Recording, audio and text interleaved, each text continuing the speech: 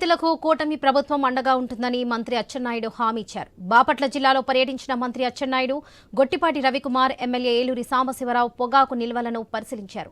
స్థానిక పొగాకు రైతులతో మాట్లాడి వారి సమస్యలను తెలుసుకున్నారు. అనంతరం పర్చూరు ఎమ్మెల్యే క్యాంప్ కార్యాలయంలో నల్లబర్లి పొగాకు రైతులతో సమావేశం నిర్వహించారు. పలువురు పొగాకు కంపెనీల ప్రతినిధులు కూడా సమావేశంలో పాల్గొన్నారు.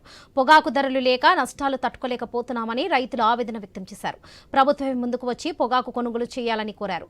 రైతుల వద్ద ఉన్న పొగాకును కంపెనీలు కొనుగోలు చేయాలని మంత్రి అచ్చెన్నాయుడు పొగాకు కంపెనీలను ఆదేశించారు.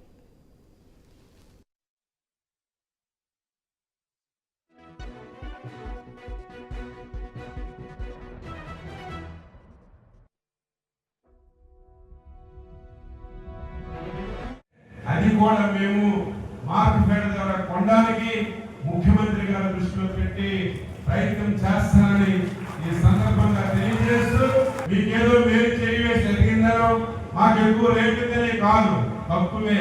కానీ సంక్షోభాన్ని అధిగమించాలంటే, సమస్యకు ఒక పరిష్కారం చూపాలంటే ఒక మార్గాన్ని ఎత్తాలి.